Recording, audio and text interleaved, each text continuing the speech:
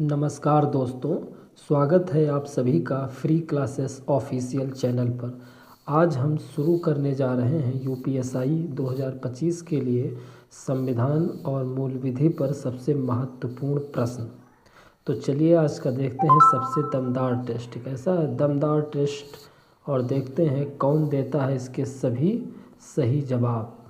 तो चलिए शुरू करते हैं। पहला क्वेश्चन है हमारा वस्तु एवं सेवा कर। पहला क्वेश्चन है वस्तु और सेवा कर जीएसटी परिषद के संदर्भ में कौन सा कथन सही है।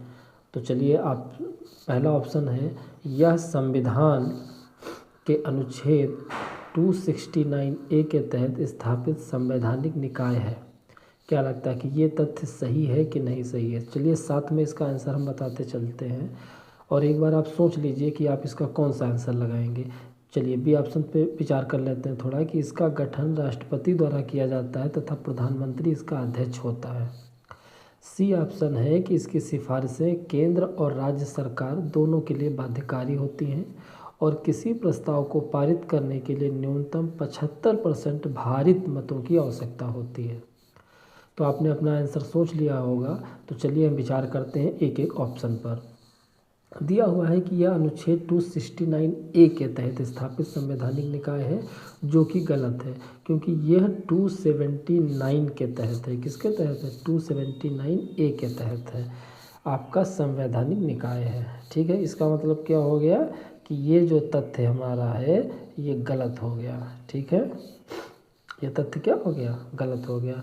अगला दिया हुआ है कि इसका गठन राष्ट्रपति द्वारा किया जाता है। इतनी बात तो सही है, ये बात तो सही है, तथा प्रधानमंत्री इसका अध्यक्ष होता है। ये इतनी बात इसकी क्या है? गलत है, क्योंकि प्रधानमंत्री इसका अध्यक्ष नहीं होता है। इसका अध्यक्ष होता है केंद्रीय वित्त मंत्री। कौन होता है? केंद्रीय वित्त मंत्री इसका अध्यक्ष होता है। ठीक है, तो यानी कि ये तथ्य भी हमारा गलत हो गया। अगला दिया हुआ है कि इसकी सिफारिशें केंद्र और राज्य सरकार दोनों के लिए बाध्यकारी होती हैं। देखिए, ये बाध्यकारी किसी के लिए नहीं होता है। ठीक है, तो इसलिए ये गलत हो गया। इस पर एक हमारा केस आया हुआ था, बताता हूँ आपको। वो था मोहित में 2022 में। किस सन में? 2022 में एक केस आया था सुप्रीम कोर्ट में, जिसका नाम था मोहित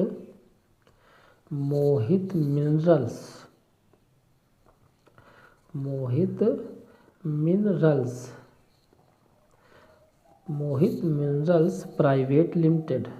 क्या था?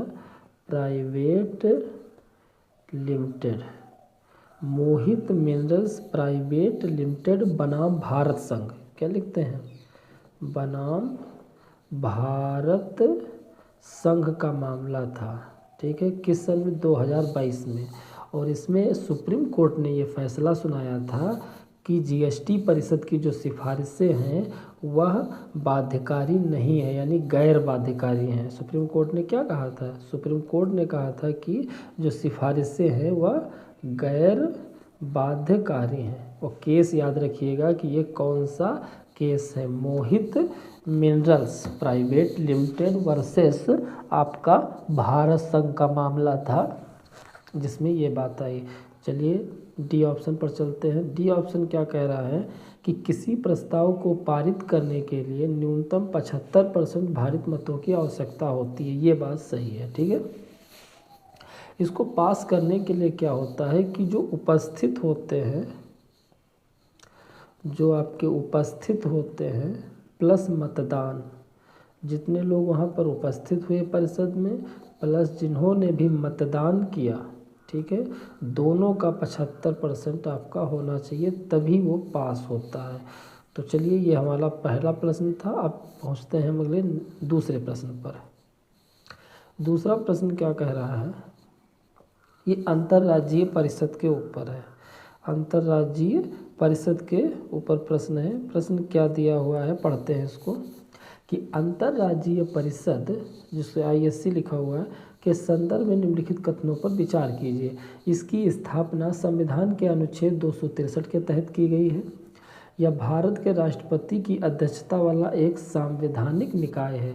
तो आप अपना आंसर सोच लीजिए आप कौन सा लगा रहे हैं, ठीक है, और हम विचार कर रहे हैं इस पर। चलिए पहले ऑप्शन पर विचार करते हैं कि सही है कि ये गलत है। क्या है कि इसकी स्थापना संविधान के अनुच्छेद 263 के तहत की गई है, ये बात बिल्कुल सही है, इसका अनुच्छेद ये सही है, ठीक है। दूसरा है कि यह भारत के राष्ट्रपति की अध्यक्षता, ये बात गलत है इसकी, क्योंकि अध्यक्षता इसकी राष्ट्रपति नहीं करता है, संवैधानिक निकाय है, ये तो बात सही है, इतनी बात सही है, लेकिन राष्ट्रपति अध्यक्षता करता है ये बात गलत है, क्योंकि इसकी अध्यक्षता कौन करते हैं, पीएम करते हैं। कौन करते हैं, पीएम करते हैं। तो इसका सही आंसर क्या हो जाएगा, केवल एक, यानी कि ए ऑप्शन इसका सही हो जाएगा, ठीक है। और ये जो अंतर्राज्यीय परिषद है, इसकी स्थापना जो है 1990 में की गई थी। कब की गई थी, 1990 में की गई थी। थोड़ा सा बता देते हैं अंतर्राज्यीय परिषद के बारे में। इसकी स्थापना 1990 में सरकारिया आयोग की सिफारिश पर की गई थी, जो आपका सरकारिया आयोग था, ठीक है। इसकी मेन जो सिफारिश ही थी वह यही आर्टिकल 263 के तहत आपका ये अंतर्राज्यीय परिषद जो बनी, इस यही मुख्य सिफारिश थी इसकी, ठीक है। कैसी सिफारिश थी, यही इसकी मुख्य सिफारिश थी कि इसकी स्थापना की जाए। इसकी स्थापना क्यों किया जाता है, क्योंकि यह क्या करता है कि जो राज्यों के बीच क्या करता है, आपका संबंध स्थापित करता है। अगर मान लीजिए कोई साझा हित पर मामले हैं, जहाँ पर कोई दिक्कत आ रही है, तो वो क्या कर देगा, इसके बीच समन्वय, एक अच्छा शब्द है, समन्वय स्थापित करता है राज्यों के बीच। ये अंतर्राज्यीय परिषद जो 263 के तहत स्थापित की गई है, ठीक है। और इसी ये जो सरकारिया आयोग है, अगर यहाँ से प्रश्न पूछा जाए कि सरकारिया आयोग का गठन कब किया गया था, तो इसका जो गठन है सरकारिया आयोग का जो गठन है वह तो 1983 में किया गया था। कब किया गया था, 1983। अगर एग्जैक्ट याद रखना है तो 9 जून 1983, ठीक है। और इसने अपनी जो सिफारिश दी वह 1988 में दी, ठीक है। और यही सिफारिश के आधार पर 1990 में क्या बना दिया गया, आपका अंतर्राज्यीय परिषद बना दिया गया, ठीक है। और अच्छा, ये सरकारिया आयोग जो था, इसके अध्यक्ष कौन थे, तो वो सरकारिया साहब ही थे, हम ये सब जानते हैं। लेकिन इनका पूरा नाम जो आपका था वह राजेंद्र सिंह सरकारिया था, नाम याद रखिएगा, राजेंद्र सिंह सरकारिया, राजेंद्र सिंह सरकारिया। आपको ब्रैकेट में मिलेगा RS सरकारिया, ठीक है, RS राजेंद्र सिंह सरकारिया। 2 सदस्य इसके और थे, ठीक है। ये आपके सुप्रीम कोर्ट के रिटायर्ड मुख्य न्यायाधीश ही थे, RS सरकारिया। जो 2 और सदस्य थे, इसमें शिवरामन जी थे, शिवरामन थे, और SR सेन थे, ये 2 सदस्य और थे, ठीक है। तो चलिए बढ़ते हैं हम अगले तीसरे प्रश्न की तरफ। हमारा जो तीसरा प्रश्न है ये दिया हुआ है महान्यायवादी के बारे में, ठीक है। ये तीसरा प्रश्न है हमारा। क्या लिखा हुआ है कि भारत के महान्यायवादी के संदर्भ में निम्नलिखित कथनों पर विचार कीजिए। तो चलिए विचार करते हैं। क्या है इसमें, पहला ऑप्शन क्या दिया गया है, पहला ऑप्शन इसमें दिया गया है कि वो भारत सरकार का मुख्य विधिक सलाहकार होता है। तो ये महान्यायवादी के बारे में बात की जा रही है, अटॉर्नी जनरल के बारे में, ठीक है। दूसरा ऑप्शन दिया गया है अनुच्छेद 76 के अंतर्गत राष्ट्रपति द्वारा नियुक्त किया जाता है और उसके पास उच्चतम न्यायालय का न्यायाधीश बनने की योग्यता होनी चाहिए। तो आप अपना आंसर सोचिए कौन सा लगाएंगे, ठीक है, फिर मैं बता रहा हूँ। तो पहला है कि इसमें मुख्य विधिक सलाहकार होता है, ये बात बिल्कुल सही है। और अनुच्छेद 76 के अंतर्गत राष्ट्रपति द्वारा नियुक्त किया जाता है, ये भी बात सही है। तो इसमें कौन सा ऑप्शन हो जाएगा आपका, दोनों, ठीक है। कौन सा सही होगा, इसमें दोनों सही हो जाएंगे। अगर पूछा जाए प्रेजेंट टाइम में आपका अटॉर्नी जनरल है कौन, तो वो है R वेंकट रमणी। कौन है, R वेंकट रमणी साहब हैं, ठीक है। इनको 2 साल के लिए कार्यकाल इनका बढ़ाया गया है। चलते हैं हम अपने नेक्स्ट क्वेश्चन पर। ये दिया गया है आपका, काफ़ी इम्पोर्टेंट प्रश्न है कि नीति निर्देशक तत्वों में 42वें संविधान संशोधन अधिनियम 1976 के द्वारा क्या जोड़ा गया था। ये प्रश्न जैसे पहला ऑप्शन है समान सिविल संहिता जोड़ी गई थी, समान न्याय और निःशुल्क विधिक सहायता, या कुटीर उद्योगों को बढ़ावा, या अंतर्राष्ट्रीय शांति और सुरक्षा की अभिवृद्धि। तो बताइए इसमें से कौन सा आपका सही है, क्या सही होगा ये आपको बताना है। ठीक है, तो इसका सही आंसर क्या होगा सोच लीजिए आप, और फिर अभी हम बताते हैं। तो इसका सही जो ऑप्शन होगा वो आपका होगा बी ऑप्शन। कौन सा होगा? बी ऑप्शन, समान न्याय और निःशुल्क विधिक सहायता। समान सिविल संहिता तो हमारे शुरू से ही दिया गया था। ठीक है, नीति निर्देशक तत्वों में पहले से ही आर्टिकल इसका कौन सा 44। और कुटीर उद्योगों को बढ़ावा ये भी पहले से है, अंतर्राष्ट्रीय शांति और सुरक्षा की वृद्धि ये भी पहले से दिया गया है, समान न्याय और निःशुल्क विधिक सहायता। एक चीज़ जान लेते हैं कि 42वें संविधान संशोधन के तहत जो आपका ये नीति निर्देशक तत्व हैं यानी कि DPSP, ठीक है, तो नीति निर्देशक तत्वों में 42वें संविधान संशोधन के तहत ये 3 अनुच्छेद जोड़े गए थे और तीनों काफ़ी इम्पोर्टेंट है, आप याद कर लीजिए। यह है गरीबों को निःशुल्क विधिक सहायता प्रदान करना, ठीक है, और 43A है उद्योगों के प्रबंधन में श्रमिकों की भागीदारी, 48A है पर्यावरण की रक्षा करना और उसमें सुधार करना। ठीक है, तो राज्य के नीति निर्देशक तत्व ये कहाँ से लिए गए हैं ये आपको कमेंट बॉक्स में बताना है। ये सोर्स कहाँ से लिया गया है ये आपको बताना है। ठीक है, ये आपके लिए एक होमवर्क में दे रहा हूँ कि आपको कमेंट बॉक्स में बताना है कि DPSP कहाँ से लिए गए हैं, ये किस संविधान से लिए गए हैं।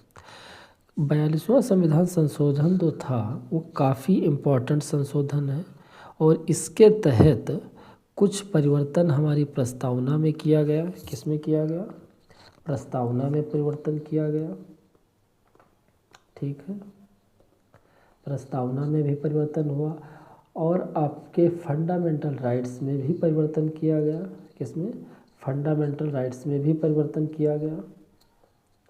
फंडामेंटल राइट्स में भी परिवर्तन हुआ, प्रस्तावना में किया गया, DPSP में कुछ जोड़ा गया, फंडामेंटल ड्यूटीज़ लेकर के आया गया। ठीक है, और ये आपका जो इसीलिए इसको क्या बोलते हैं? मिनी बोलते हैं, मिनी संविधान बोला जाता है। क्या बोला जाता है?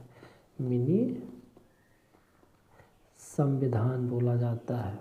ठीक है, और इसके तहत क्या क्या किया गया था ये आपको हम बता देते रहे हैं कि इसमें कितने सारी इम्पोर्टेंट चीज़ें की गई।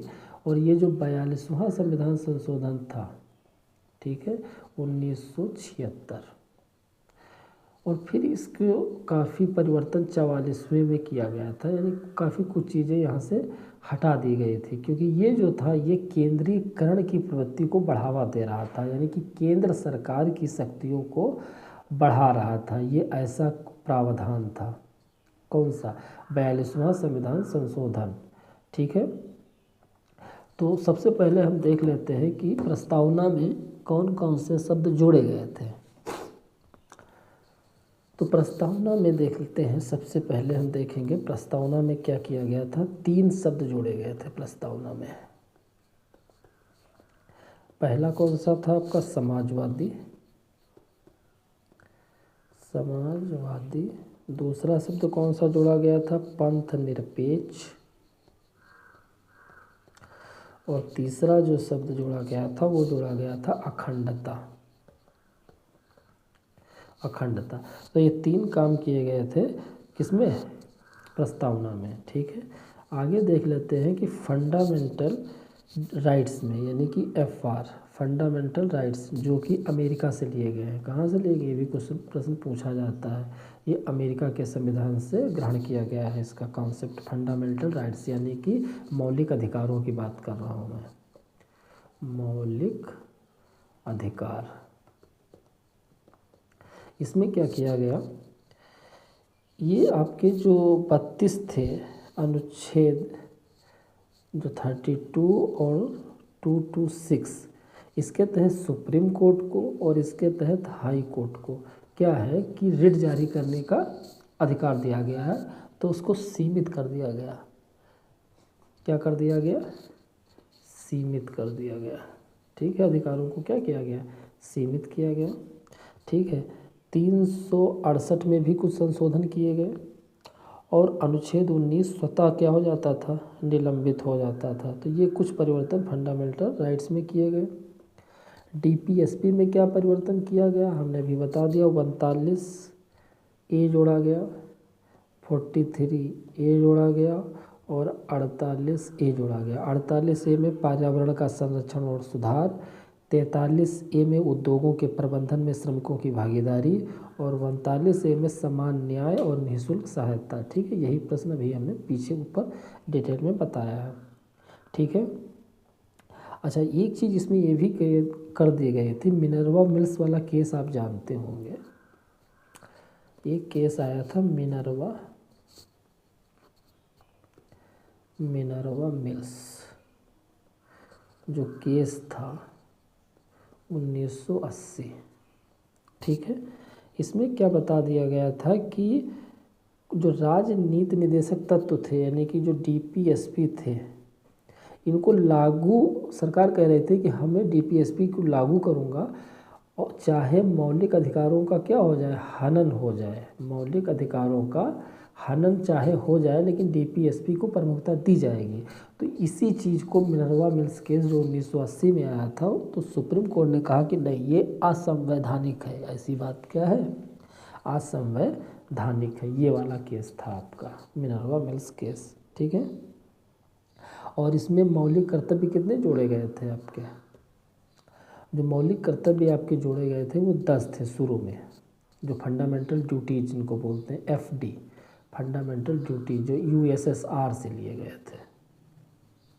ठीक है, शुरुआत में 10 थे, वर्तमान में 11 है। तो 11वां जो फंडामेंटल ड्यूटीज यानी मौलिक कर्तव्य है वो क्या था, ये आपको याद रखना है। ये था कि अपने जो संरक्षक के जो आपका 6 से जो 14 वर्ष के बच्चों को शिक्षा दिया जाएगा, किसके द्वारा, माता पिता या संरक्षक के द्वारा। ठीक है, ये चीज़ इसमें दी गई थी। तो चलिए ठीक है, हम आगे बढ़ते हैं और 2-3 बातें अच्छा इसमें से और बता देते हैं जो कि काफ़ी इम्पोर्टेंट है।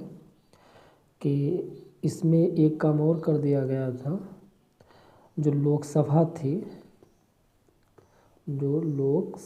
थी या राज्य जो विधानसभाएं थी, राज्य की जो विधान सभाएं थी, ठीक है, इनका कार्यकाल बढ़ा करके 6 वर्ष कर दिया गया था। ये भी याद रखिएगा, 42वें संविधान संशोधन 1976 के द्वारा।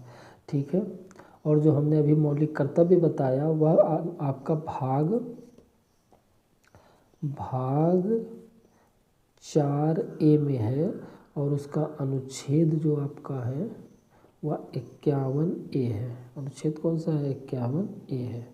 ठीक है, और कुछ विषय थे जैसे कि शिक्षा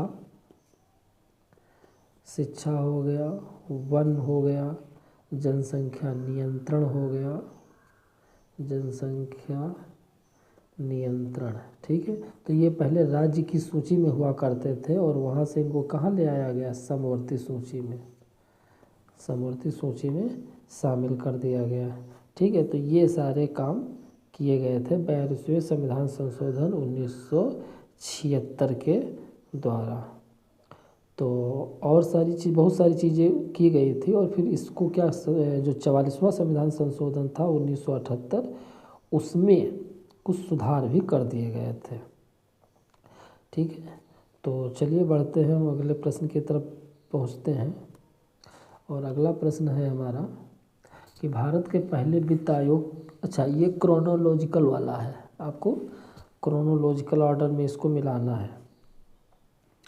तो पढ़ते हैं, पहला प्रश्न क्या है कि 5वां प्रश्न है, पहला ऑप्शन है इसका कि भारत के पहले वित्त आयोग की स्थापना, फिर एससी के लिए राष्ट्रीय आयोग का गठन, संविधान में मूल कर्तव्यों का समावेशन और जीएसटी परिषद की स्थापना।